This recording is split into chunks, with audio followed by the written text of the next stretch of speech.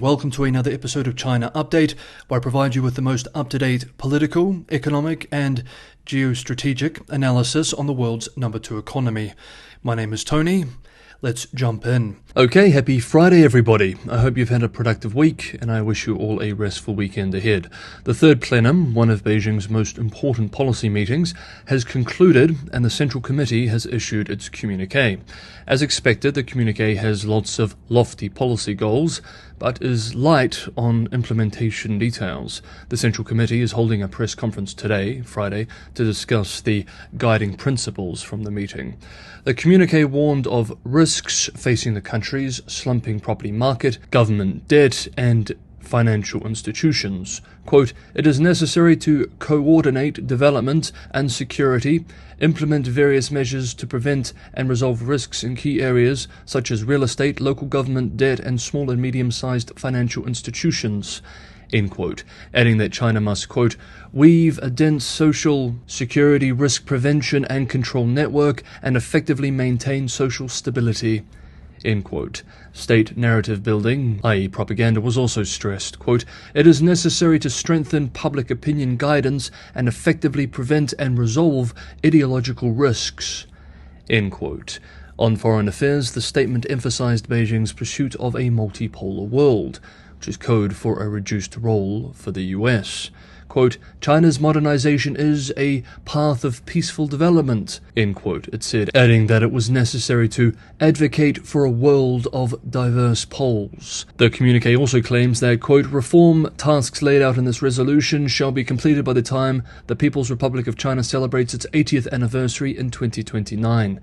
End quote, and ends with, quote, "We will redouble efforts to improve party conduct, build integrity and fight corruption, and make solid strides in carrying out discipline inspections." End quote. There were two interesting points to note from the communiqué. First, it made it clear that the 5% GDP growth target for 2024 is still in place. And second, there was no mention of common prosperity, but several of the reform tasks look to further that goal. These are mixed messages, but does suggest that more fiscal stimulus may be on the way.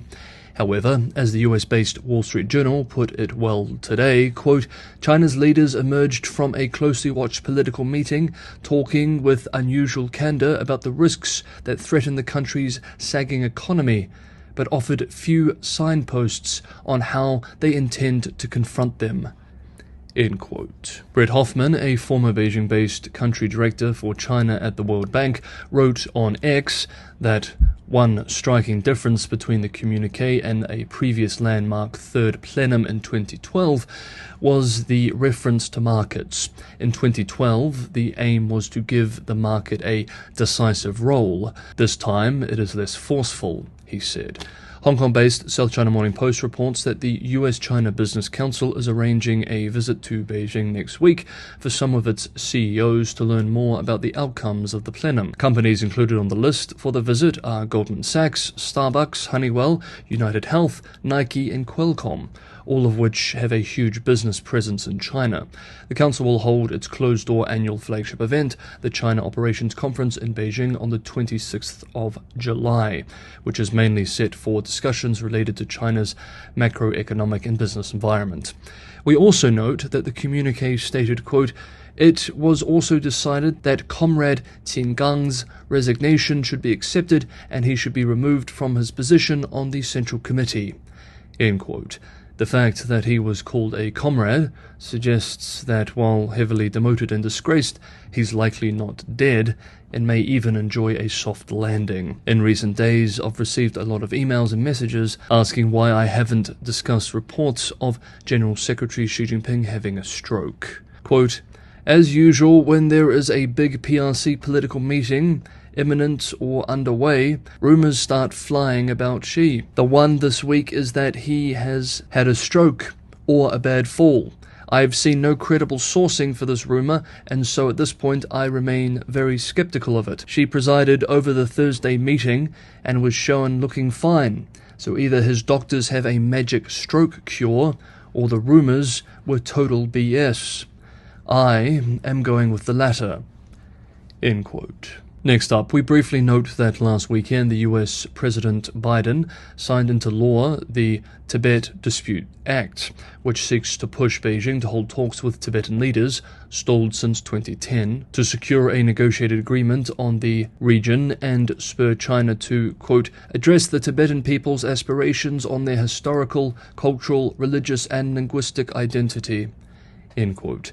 Unsurprisingly, China expressed strong opposition to the move, saying the law, quote, grossly interferes in China's domestic affairs, undermines China's interests and sends a severely wrong signal, end quote, adding, quote, the US must not implement the act. If the US continues down the wrong path, China will take resolute measures to firmly defend its sovereignty, security and development interests, end quote. The move is noteworthy from a US foreign policy perspective. Washington officially recognizes Tibet, a region which during periods of the past has exercised autonomy and independence, as part of China. The law appears to question that position, however. The US has long accused China of human rights violations in the remote region bordering India, but this law goes further, viewing the region as more than just a Chinese province. Beijing was so angered by the move that it went so far as to have the National Committee of the Chinese People's Political Consultative Conference, CPPCC, hold a special symposium to criticize the law. In the official readout, the symposium held, quote, Tibet has been an inseparable part of China since ancient times, and the Tibetan people are members of the Chinese race. This has long been determined by history, supported by the people, and recognized by the world. This will never change and cannot change at any time. The US and the Dalai Lama group have willfully distorted history and openly denied the objective fact that Tibet's sovereignty belongs to China, which has greatly hurt the feelings of all Chinese people, including the Tibetan people. This is a typical American bullying behavior. End quote. Next up, we have one more development to cover, but just quickly, if you're getting some value from today's episode and you'd like to see the channel grow, it's a huge help if you can hit the like button. Sharing and subscribing is also a big help. 41% of regular viewers are not subscribed. It'd be great if we could keep this under 40. Patreon and Buy Me a Coffee links are also in the description below for those who want to help keep the channel financially sustainable. Thank you so much, everybody, for the ongoing support. Next up this week, the WTO conducted its first trade policy review of the PRC since 2021. The peer review process is designed to enable regular analysis of the trade policies of all WTO members. The four biggest traders, the United States, the European Union, China and Japan, are reviewed every 3 years, while other members have less frequent evaluations. The report, while praising China in some areas, concluded, quote, the structural change it had previously embarked upon, away from industry and towards services, has come to a halt, end quote. The report added that it was unable to get a clear picture of China's financial support for key industrial sectors, such as electric vehicles or aluminium, that's aluminum for our North American viewers, and steel production due to an, quote, overall lack of transparency, end quote. The WTO noted that China's economy gave financial support and other incentives to industries over the 2021 through 2024 period, but said that Beijing did not provide enough information for the WTO to have a clear picture of the programs. The report cites estimations from academic and private equity sources that these subsidies could reach as high as $1 trillion, saying, quote, the incentives provided by these funds have generally not been notified to the WTO, even as the Chinese authorities say they operate under market principles. End quote. The report also warned, quote, China's strong growth has been accompanied by high levels of income inequality and strong urban-rural wealth contrasts, end quote. The 173-page assessment, which was met with a 28-page response from the Chinese government, is being debated by WTO members in Switzerland this week. Several Western countries, including the United States, Australia, Britain, and the European Union, used the occasion to criticize China's industrial policies. Washington, in a particularly scathing speech, accused Beijing of predatory industrial practices that harm other countries, saying the, quote, full weight of the PRC state is deployed in support of this goal of domination, end quote. The EU, in its statement about the trade policy review, echoed the language, saying they have, quote, growing concerns regarding systemic imbalances that characterize the Chinese economy, end quote, adding, quote, in order to ensure the real developing countries benefit from the special and differential treatment provisions in the WTO, we therefore call on China to acknowledge the benefits of its WTO membership by committing to refrain from claiming WTO developing country status in the future. End quote. This statement likely will especially anger Beijing. The EU statement also expressed, quote, over the last years, the EU has conveyed growing concerns regarding systemic imbalances that characterize the Chinese economy. We consistently encourage China to implement reforms to move from a production-driven economy to a consumption-driven economy and to evolve from a primary emphasis on manufacturing to a more balanced economy with a strong, open and diversified services sector. More effort is needed to rekindle this objective and to implement appropriate corrective policies. China's domestic savings rate at 45% is unprecedentedly large for a country of its size and level of development, and this is having serious knock-on effects that are straining the trading system.